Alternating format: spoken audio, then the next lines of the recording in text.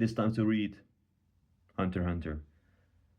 Reading it a bit late, I'm visiting a friend's place and I didn't really have time or a place to read it, but I do right now. So let's read. I'm excited as fuck. Did you see the title, the color page? The color page though? Serenity looking like Jesus Christ with Pyro's head in his hand. It made me think like when the Phantom Troop in this arc they've been giving them a lot more, how do you call it? Like they've been making them look a little nicer. They're like, yeah, we're a Phantom Troop. We don't create carnage. We have a certain goal in mind. So don't think we're just brainless criminals. And then you also think about how we haven't really seen anything super menacing when it comes to the Phantom Troop, um, the massacring the Kurta clan. We've only been told about it. And then when you compare it to Serenich on the scholar page with literally Kurapika's best friend's skull in his hand, that is a lot more gruesome than anything we've seen the Phantom Troop do, honestly, right? So I'm thinking like there's gonna be some wild change in the near future concerning whatever happened between the Phantom Troop and the Kurta clan, and Tsarinich is just heavily much more evil, bro. um, but yeah, also I want to say thank you for the support on the latest video on LGBT themes within Hunter x Hunter. I'm happy that it got a lot of attention, but I hope we can normalize that kind of conversation within the Hunter x Hunter community and the anime community as a whole. Thing is, just like with Hunter x Hunter, gender identity is it plays a factor in so many different characters, and especially many important characters like Aluka, Killua, Neferpitou, etc. So it's important, it's important to talk about that and not just disregard that. I think it's a pretty major part of the story. Not just for representation, it's also like there's meaning to it. There's meaning to it. Of course. Well, let's get into the chapter. Tsarinich with fucking pyros. I don't think Tsarinich's even gonna appear in this chapter, but hey, let's go. Ninth Prince Hulkenberg's funeral procession will depart at 1 p.m. and is scheduled to arrive at the Tier 1 funeral hall at 2 p.m. Okay, still. We're back. I think we're going back in time right now, before the martial law was enacted. The will stated that the princes will be exempt from the farewell send-off in consideration of the succession battle. Fair enough. Also fucked up though that they cannot see their dead brother off, even though Hulkenberg in particular was pretty well beloved. So sad. Maybe Serenich is crying because Serenich and Hulkenberg liked each other for some reason. So maybe Serenich is bummed out about it. Probably not. I shall return. We got Balsamico, homie, but he got get outed by Hulkenberg. Hulkenberg's inside him, of course. I shall return after his personal guards have been disbanded and reside below tier 2. Well done. Thank you. Yes, sir. Okay. I'm just happy to see Togashi's artwork again. Balsamico looks really good. Hulkenberg's facial expression looks nice. Good shit. Oh, the homie Kaiser on the second page already. Kaiser, the guy who's chilling with Melody and Kacho. How's 11th Prince Fugetsu? Sleeping soundly. No wonder. She needs to rest until she recovers enough to wake up on her own. Am I the one making her expend excess energy? Okay, so finally we're getting into this territory. Like, what is up with Prince Fugetsu exactly? Because I also was thinking that maybe that Kacho is the one that is cursing Fugetsu. Am I the one making her expend excess energy? And Melody is the goat once again. Listen to me. Never think that way. Fugetsu needs you. She won't last without you. Oh, my heart, my heart. Whether 9th Prince Hulkenberg got himself killed or was assassinated by 1st Prince Benjamin, his funeral will be grand and solemn, as not to offend the people. Fair enough. We'll wait and see until the funeral's over, and hope it ends smoothly. Meanwhile, we should prepare ourselves for whatever comes next. Cute little drawing of the Black Whale. Okay, 2nd Prince's headquarters. Though I'm seeing this page of the super fucking mad head guard of Princess Camilla. And the previous page was about like, why is Fugetsu cursed? Bro, the 2nd Prince has been cursing all of the princes. And now we got this head guard putting on makeup, looking all nice to potentially I'm guessing that she's the one who's been coming closer into contact with Fugetsu to make the curse stronger, and that's where the curse came from. That was also a pretty common theory because yeah, where does the curse come from? From the prince who hired a lot of bodyguards specifically to curse everybody else. That would make sense, and especially in this time of grief. Well, grief. It's not really grief, but like Fugetsu. Fuck. After that failed escape attempt, she might be a little more sad, and that's why this guard thinks, okay, maybe let's get into contact with Fugetsu and manipulate her some more because she's in a precarious state right now. Maybe that's not true though. Oh my, that's a makeover. You can't see now, Granny. This is who I really am. And the other one is my persona as captain. Interesting. Even her movements are much more different than the stern soldier captain she was portraying before. Ho ho! Just keep telling yourself that. The Ninth Prince's death has greatly altered the situation. Are you still going with the plan? Yes. Finding the exorcist is necessary, so I want to expose them ASAP. It's better if there aren't any, but we have to assume there is and search accordingly. We need to tailor our response to the type of exorcist we find. I do not recall an exorcist plot line being present in the story so far. Maybe I forgot, but let's see where it goes. Interesting already. How many days do you need to accumulate the curse for the 14th prince? Brother baby! A whole week if you're in different rooms and I can't see them. If I get lucky, they let their guard down and I get close enough. I'll kill her on the spot. Okay, so this guard person definitely has to die. She cannot live, bruh. She cannot live. She wants to kill Wobble. What did Wobble do? What does he even do? But maybe this is the opportunity for Wobble to show off her Nambis. That's also a possibility, you know? If Oito gets hurt by this guard somehow. Like I can easily imagine, I don't know, this head guard trying to attack Wobble, Oito getting in the way, Oito getting hurt, and then Wobble activating her Nen Beast, fucking instantly mauling the guard. It's possible. And then Camilla's like, oh shit, I'm also scared of Kurapika, fuck. Okay, I'll kill her on the spot, perhaps. In that case, have Kako take over for me. Okay, here I go. Take over for me for what? Does she think she's gonna die while killing Wobble? I like seeing all these guards again. I really like the owl dude. I don't know, like if he's supposed to look like an owl, but it's like little pointy thingies, almost like fucking Hello Kitty or something, like Finn from Adventure Time. Nice to see all these characters again, man. Bill, Homie, the Furikov, and the other guard whose name I always forget, but I do like him a lot. The one that is the other Benjamin soldier who's protecting Wobble. Kurapika standing in front of the door. What's up? Are they all very cautious or something? No, they're not very cautious. Another lesson. Nice big ass panel with all of the guards who are learning then. The guards and the maids. Workshop second round. Current participants 18. Based on the results of the previous round, a plurality of participants requested we continue with the lessons. I've decided to increase class size and split it into an introductory class and a beginner class.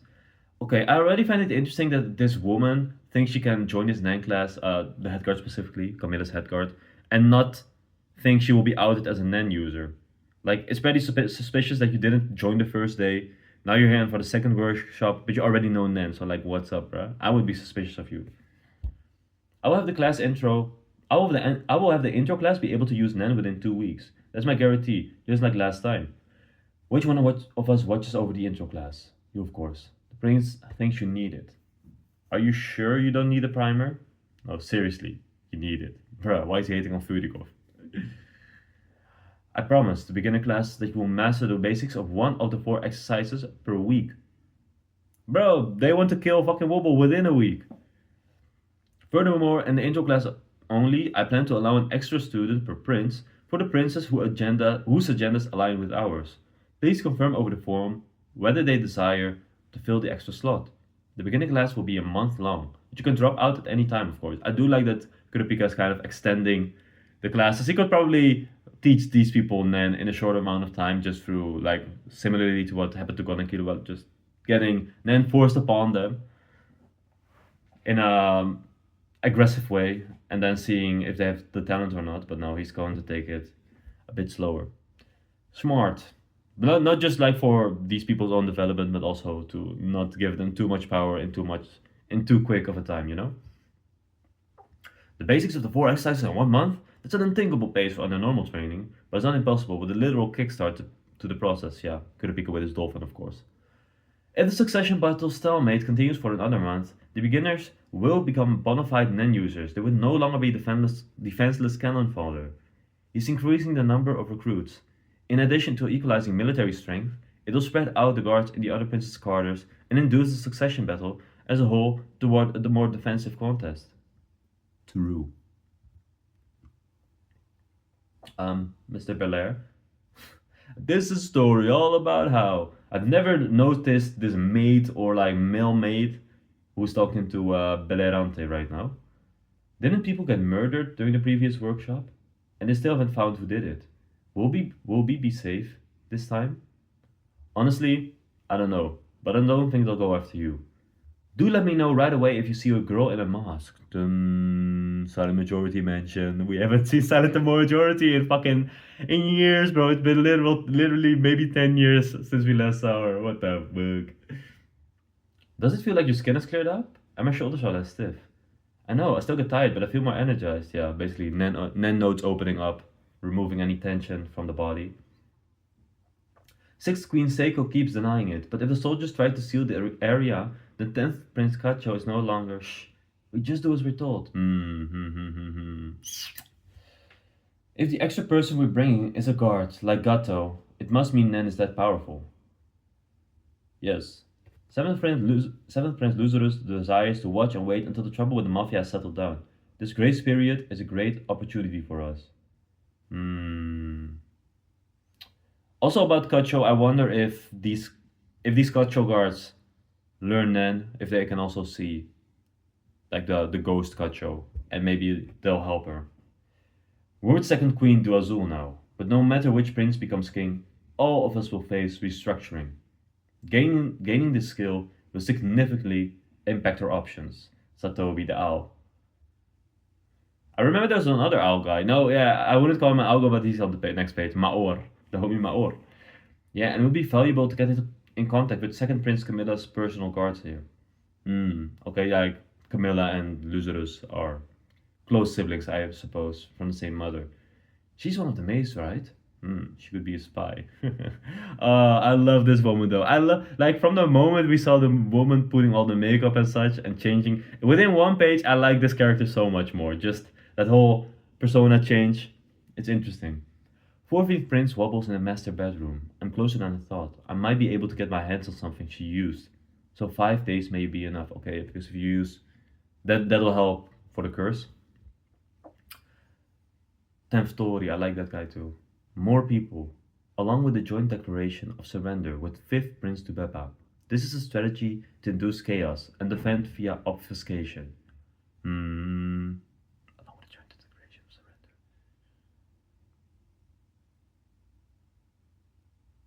Third Prince. Third Prince is not too bad. Third Prince is Zhang Lei. So Zhang Lei, the Zhang Lei dude is just like analyzing the situation.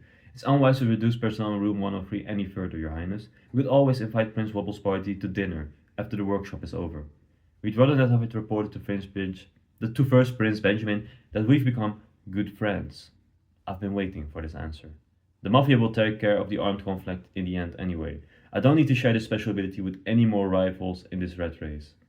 I understand, then leave things to us. Sekata's here anyway. We could get him to take the class. What is up with 10th story? Why does he suddenly have this this double agenda? I know that Zhang Lei is connected to the Mafia, but why is he saying like, yeah, I don't want any other person, even people connected to Zhang Lei, to be able to learn Nen? Like, what's up with you? I do like the panels of him though. Like he's a bit chubby. He got a nice beard too. So nice design. Big nosso, big nose. Maor the homie, I like Maor from Tupeppa Guard. I may be prepared to use Nen, but I'm still basically powerless against First Prince Benjamin's personal guards. Yeah, because they're literally trained soldiers with trained Nen. All I can do is keep improving myself and highlight our collaboration with Zhang Lei to Benjamin. Okay, so Maor from Tubeppa, he wants Benjamin to know about how Zhang Lei is doing, has become friends with Tubeppa and with Kurapika. By the other dude, 10th story, the Zhang guard doesn't want to know that. Okay, yeah. Benjamin's personal guards must have noticed the appearance of 5th Prince into Peppa's Nan Beast. This will act as a deterrent for a while. In the meantime, we'll invite Kurapika over for training. I can't be choosy if the prince is in danger. Maor, I like you, man. You're a good man. Bro, there was so much text on his face. The computer was almost about to go into sleep mode. That's funny. Hunter Hunter's so back, bro. Kurapika. Hulkenberg is dead. The prince who, yeah. Oh, I'm so happy we're getting these callbacks, these inner monologues. Togashi doesn't forget. Because originally, like Kurapika's about to say, the prince who I'm hoped to make my stepping stone to connect with Suritnir has died. We never found out the secret to the ability to produce that tremendous rumbling. He didn't die of illness, he must have been assassinated. And right before the trial with Benjamin, it's obvious, but there won't be any proof. I'm not keen on it, but I must consider using the truth of his death as a starting point to instigate the general public into chaos. Yeah, fair enough. But Hulkenberg is crazy. He made his own plan. But Kurapika is thinking smartly though, in that yeah, it's probably Benjamin who caused it, and it would be nice to use that chaos to protect Wobble. Storage low, tap to manage. Yeah, my phone.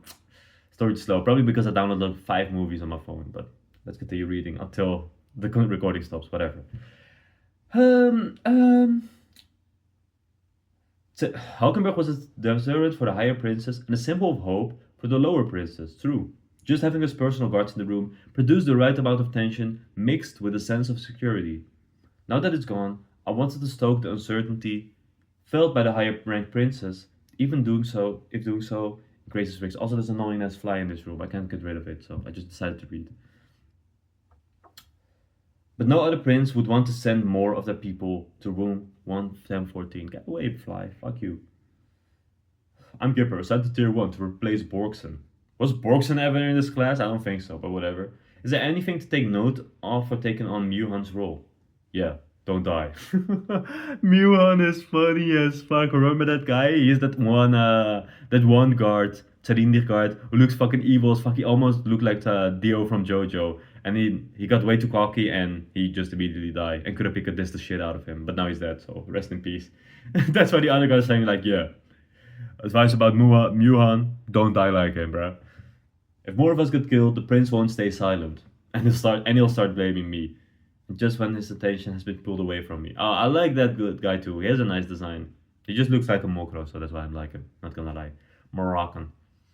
So we'll begin with 9 in the intro class and 9 in the beginner class. Divide into the two groups.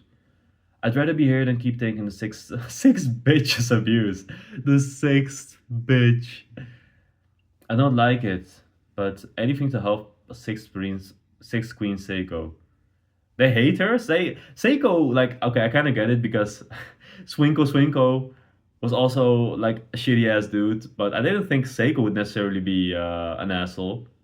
But yeah, not too crazy though. Like, she looked nice on that one panel we got of her, but apparently she's a bitch. So yeah, she said it, not me.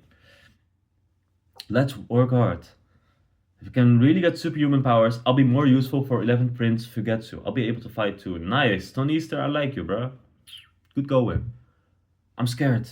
I don't want to do this. I want to go back to room 1013. Just focus on leaning then, huh? Okay. Oh shit. Typo, no, the official translation ain't shit. Ah. Just kidding. Just focus on learning then, huh? Yes. Avoid going off on your own. Waiting it out is the way for us to safely and surely improve our status. You mean you, not us. The princes keep dying, and the target is a freaking baby. How long could this take? What idiots would pass up this chance? It's a path to a sure promotion, bro. Don't kill the baby. We just want to end this war, bro. What the fuck? If the snake charmer is among us, that's the silent majority, and attacks another one of Tsarinni's personal guards, we may go to court. Is there a slight possibility Tsarinni would appear himself in court? Those in the intro class, clasp your hands any way you want. For the beginning class, I'm passing out a black piece of paper. Bro, I'm gonna follow these fucking instructions from Kurapika. I wanna learn them too. Can I say something? I'm Slaka, affiliated with Second Queen to Azul. I want to join the intro class. Second Queen Duo Azul, third Princess Guard. So Zhang Guard. Actually, I remember this guy. I think he received one of the Zhang coins, if I remember correctly. What's he thinking? I don't mind. Affiliated with Queen Azul. So you're second Prince Camilla's Royal Guard? No, third Prince Zhang Guard. If I'm going to stand here, I might as well learn something. Fair enough. Suddenly you got the most detailed panel of all time for the Moroccan dude. Wait a second. Look at this dude. Can you see him? Can you see him? Look at that dude. That's funny. Bro serious. Bro went into serious mode. Sangay, watchdog for a lower ranked prince. Left his post. That's unthinkable. Is he here monitoring to gain something important? If they're going to leave us out of the loop, we should reconsider the treaty. You idiot, you're giving them unnecessary information. Is he trying to destroy the relationship we're trying to build? That one dude is like, bastard, he's doing this on purpose. Last time they took advantage of me being hands off and snuck around making backroom deals. If they're keeping this information on Nen that could sway the succession battle all to themselves, I'm playing along with this we're all buddies charade. Even Kurapika's like, good grief, this fucking dude, bruh. As some of you may have noticed, he's here under special circumstances. Suddenly the dude is like, huh? To find out important information on Nen that could affect the results of the battle for succession. Now is as good as time as any for the announcement. I'd like to talk about it right here and now. What is he gonna say? I'm curious. Even Verdikov is like, yo, what you gonna do? And the head guard. Okay, what's going on? What's going on? I see fucking big ass picture of the king like this, King Nansubi. Wait, hold on. That's not a good idea. You were going to use you were going to use that information to your advantage. Is that what you mean? I'm afraid it's not that kind of information. The one Benjamin guard keeping a close look at Kurapika. Kurapika's hair is drawn in a really different way in this chapter. Like it looks a lot more. It doesn't look bad, but it looks more like one solid object, like a helmet or like almost a fake wig, I would say. But it still looks okay. So whatever. My wording seems to have caused a misunderstanding. I apologize. I'm sorry it was possible to interpret what I said to mean only the prince with the information would benefit. Wait a minute. How else were we supposed to take it? Allow me to explain. On this ship, we're in the middle of a succession battle to determine the next king of Kaking, an aberrant process where the sole survivor inherits the throne. Which begs the basic question: why go to such lengths? The cause they're fighting for, needless to say, is for the prosperity of a nation, Kakin, a king to lead more than 1 billion people. The ritual to facilitate this decision has a more than adequate mandate to go to such lengths. Nen further maximized the results and validated the ritual. That's how it all began. I love that Nen is a big part of this whole process. It reminds me of Greed Island back then, and even of the Hunter exam a little bit, where the whole process was decided by this innate skill within humanity. Like if you had Nen, then the Hunter exam would be a lot more easy by default. For example, Gon using Zetsu even though he didn't know Nen back then, but it still helped him a lot in achieving his goals. It's cool. The use of a Nen ability, with its vows and limitations, empowered the leadership of the next king because they triumphed through such a brutal competition. It virtually guaranteed prosperity for the next generation. Nen is that powerful. That's really interesting. I wonder what Kurapika means with this exactly, because I do get Nen being useful in certain ways, like in battle and such, but in leadership, it's a bit difficult to believe. We of course had Seiko, Swinkle. I don't fucking know the prince. He had the fat ass prince, the lazy ass bum prince, who could manipulate people's thoughts with his Nen ability. But I don't think that kind of ability is that that common, and I don't think that is necessarily that useful for leadership in particular. So I wonder what I'm happy for finally getting into this, because I really wonder what is the end goal of this whole Nen based succession war. Why is it necessary? What kind of power does Nasubi have that has helped him get this much influence, get this much power. Good panel though, of Nasabi, big ass dude.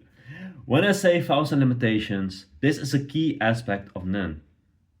When Nen is brought to bear using strict rules that put people at great risk, the power of the effect is multiplied exponentially. Like I'm almost thinking that they're using Nen to manipulate fate in some way, so that like the king will have a good and successful career, basically. The act of sacrificing the lives of kin down to a single success demonstrates considerable determination and carries the risk of wiping out the entire clan to rule. Wiping out an entire clan, that's sad. Kurapika had to say that. And that's the level of determination required to demonstrate the intent of going through with the ritual. We've only reached the second phase of this process. Yeah, the killing. There are four phases. Bro, where are we going? There are four phases of this ritual, which, powered by Nen, make up the battle for succession, dedication, and prayer to the gods. Making an offering to the gods. Oh, these panels look so interesting too. A celebration of the spirits of the dead, theocracy, unity of a state, the unity of state sacrifice, and governance. Oh wait, I see. Dedication and prayer to the gods, pray for national prosperity, and pledge a vow. Making an offering to the gods, sacrifice the lives of kin as testament to the commitment. Suddenly, there's gods in place. I get that Nen could be like some kind of god in a sense because you make a sacrifice or like you say like I'm gonna do this and that and hopefully gain this and this and that through religion or through God. But I wonder if they're talking about actual gods or if it's just like there's a fake religion but actually Nen just facilitates the whole religion. A celebration of the spirits of the dead. Gather together the bodies of the princes who died and form a sacred energy convergence. Theocracy, the unity of state, sacrifice, and governance. With the massive power generated, administer the affairs of state. Very. Okay, I just want to gonna keep reading. It's critical that the succession proceed the way it does. Without these risks, the new leadership would lack the necessary power for governance, meaning sufficient Nen to maintain the spirit beast of a king worthy of leading the people of Kake. Okay, I guess if you do have a very powerful spirit beast, that does ensure at least the safety of yourself and the people around you. So that's something. If you want to remain in power, especially in fucking Kaken where they're fucking evil, and there's probably a lot of people who want to kill the king. Back after fucking 14 hours or something, I'm back. I'm gonna finish the rest of the chapter real quick. Okay, where was I? There are four phases: ritual, gods, make an offering to gods, okay? It's critical that the succession proceeds the way it does. Without these risks, the new leadership would lack the necessary power for governance, meaning sufficient then to maintain the spirit base of a king worthy of leading people of Kakin. I read this. This limitation is the important information that affects the results of the battle for succession. This is where I was like, by the way, beautiful panels once again. This dude with a trophy on a tower of corpses and also the black whale with the sun coming down. Damn, that looks beautiful. It will take 2 months for the Black Ball to arrive at the new continent, and 12 days have already passed. We have a month and a half left. This is also interesting to think about because Kurapika wants to give all these Nen lessons so that within a month everyone will learn Nen. And there's a half a month still left after that time. But that's probably too little time for anybody with Nen to really go out and go on a killing spree or whatever, you know. Although he doesn't necessarily know Bomorena as such yet, so that's difficult. The ceremony in which the current king will formally announce which prince will succeed him is scheduled for right after we disembark. The deadline for resolving the succession battle is the end of the voyage. Determining the successor within the time is non-negotiable. Okay, if there's no sole survivor by the deadline and the ritual fails to be completed, the Yui Guro family will fall from power. Very interesting. I also like the fucking reaction shot of every single possible person who is there. That's amazing. Togashi. I love Togashi. I love Hunter x Hunter, man. Yo, what's up? The left page is crazy. The final pages, but the left page is already crazy. There's some crazy. I don't even want to. I don't want to read it. There's a crazy twist or something on the left page. Fall from power, a change of government. Lol, that's funny. That's funny. Wouldn't the risk be greater if failing to meet the deadline resulted in everyone's death instead? Why evolve from power and not annihilation? Would the risk be greater if failing to meet the deadline resulted in everyone's death instead? Hmm. Well, yeah, I kind of get where they're coming from now, like, because the whole ritual has been approved by Nen, and they're probably not going to be like, yeah, you get infinite time to hold the ritual, because then what is even the point of the ritual? They could just wait until everybody dies of old age, for example. So it makes sense that it's like a time based limitation. Okay, cool. The concept of a soul survival already fulfills the vow to put lives on the line. Depriving all choices during the ritual would be enforcement. That's the opposite of an limitation. A choice must be left open for them to not carry out the ritual to completion. It's part of the risk that more than one prince is allowed to survive. Yeah, okay, interesting. Leaving the avenue for the weaker participants puts the ritual itself in a vulnerable position. This way, the risk that the ruler may fall to ruin is hidden in the time limit. You're bringing this up? You're basically egging us on to hurry up and kill those lower princes. And one more thing, I have another crucial announcement. What's going on? 14 Prince Wobble is not eligible for the succession battle. What? What? I'm getting goosebumps because Hunter x Hunter, but bro, what? 14th Princess Wobble is not eligible for the succession battle? Like, yo, I'm happy that we're saving Prince Wobble, but like, is Oito hearing this information for the first time, or did she reveal it to Kurapika? Is Oito like did Oito cheat, or is Wobble is Oito like an illegitimate daughter? What is up? Yo, we better get some questions next chapter, bruh. The choice must be left open for them to not carry out the ritual to completion. It's part of the risk. What the hell? And it's also interesting that in this very same chapter they mentioned silent majority for the first time in a long while.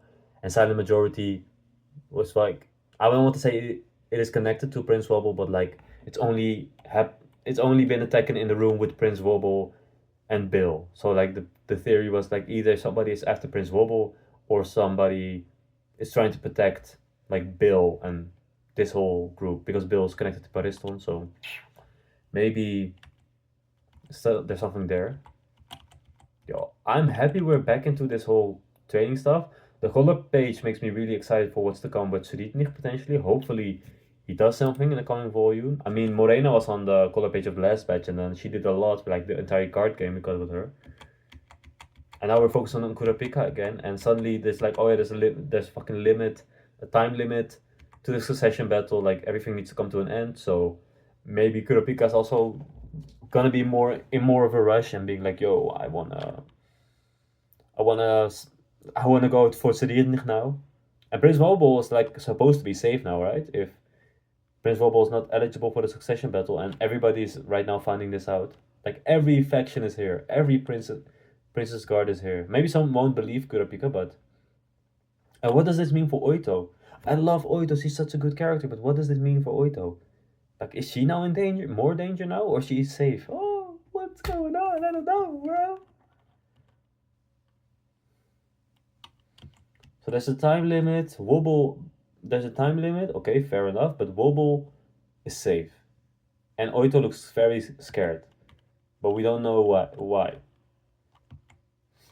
Hmm. I don't think I have anything else to say. It's interesting that we're getting more focus on the head guard of Camilla's group. I would like to see Camilla into the story again, and it's still possible that she has something to do with Fugetsu. I mean, we got a lot of talk from her, right? About no, we didn't get talk from her about Fugetsu about the baby, but the baby did nothing wrong. So is somebody else under a curse? Is Oito being cursed? That they're like sending fucking a curse towards. No, no way it's Oito, bro. I bet Oito. No way that Oito lied to Kurapika, right?